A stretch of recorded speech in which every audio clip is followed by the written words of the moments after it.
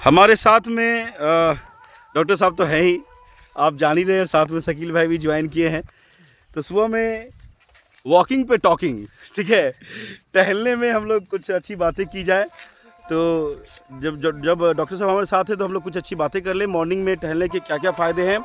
और डायबिटीज़ एक कॉमन सा बीमारी है जो सभी को आए दिन हो रहा है। तो सुबह में टहलने से क्या फ़ायदे हैं और क्या क्या किया जा सकता है जो अपने हेल्थ को लोग कंट्रोल कर सकें। सो डॉक्टर साहब, आपके व्यूज़ इस पे हम लोग लेना चाहेंगे। देखिए, डायबिटीज़ बहुत कॉमन बीमारी है आजकल, और ये बीमारी अभी आम हो गया है। जैसे 30-40s में लोग जाते हैं और ब्लड जांच होता है, पता चलता है डायबिटीज़ है।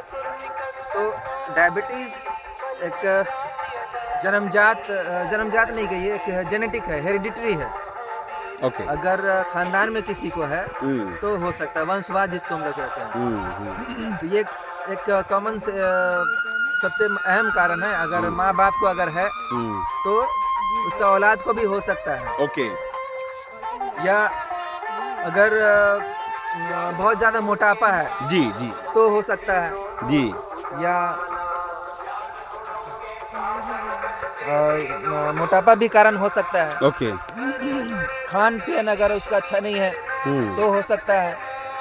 जैसे अगर बहुत ज़्यादा हेवी डाइट लेते हैं, रिच फूड लेते हैं, उसकी वजह भी हो सकता है। अगर लोग बैठ करके काम करता है तो भी, अगर सेडेंटरी हैबिट है, बैठ करके काम करना, उसका चलना फिरना टहलना नहीं है ज़्यादा, तो भी कारण हो सकता है। ओके।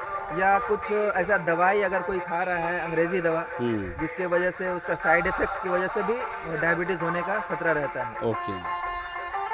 तो ये सब अहम कारण है जो डायबिटीज़ होता है, ये सब चीज़ से। और दूसरा है कि आप हम समझेंगे कैसे कि डायबिटीज़ है या शुरू हो चुका है। तो डायबिटीज़ का 3 अहम सिम्टम है, लक्षण है, जिसकी वजह से पता चलता है कि ये डायबिटीज़ हो गया है। ओके। एक तो है पॉलीडिप्सिया, माने बहुत ज़्यादा प्यास लगना। अच्छा। पॉलीफेजिया, अच्छा। बहुत ज़्यादा भूख लगना।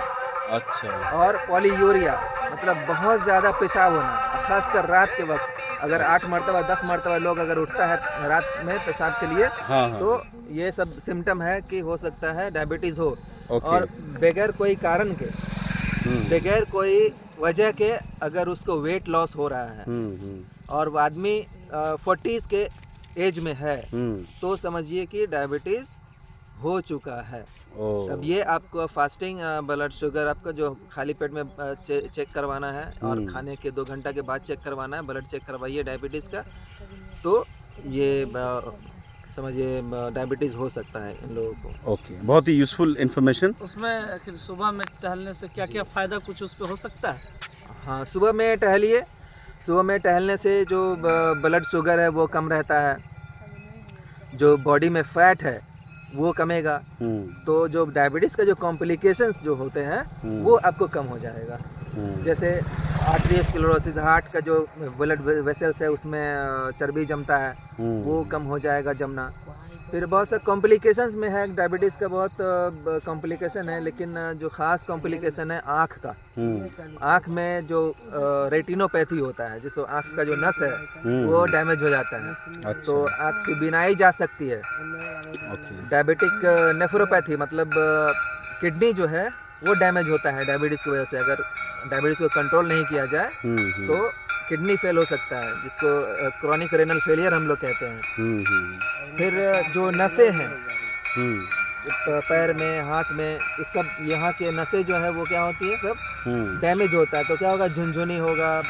अगर फुट में अगर अल्सर हो गया है पैर में, तो वो अल्सर जल्दी छूटेगा नहीं, वो जख्म छूटेगा नहीं, गैंग्रीन हो सकता है, पैर को कटवाना पड़ता है कभी कभी। अच्छा। तो ये सब कॉम्प्लिकेशंस है जिससे हमको बचना चाहिए। ओके। अच्छा डॉक्टर साहब, मॉर्निंग में टहलने का भी कोई एक टाइम होगा? कितने बजे से कितने बजे तक टहलने में ज़्यादा फ़ायदा है? पहले सुबह में जब सूरज डूबा हुआ रहे तो घर से निकलिए। सुबह जब सूरज जब निकले तो घर चले जाइए। इसका कोई ये नहीं है, शाम के वक्त भी आप चल सकते हैं। टहलना है, कसरत करना है। सुबह हो हाँ, बेहतर ही होगा। बेहतर है। हाँ, आप शाम के वक्त भी टहल सकते हैं, इवनिंग वॉक भी होता है, जॉगिंग वगैरह करना है।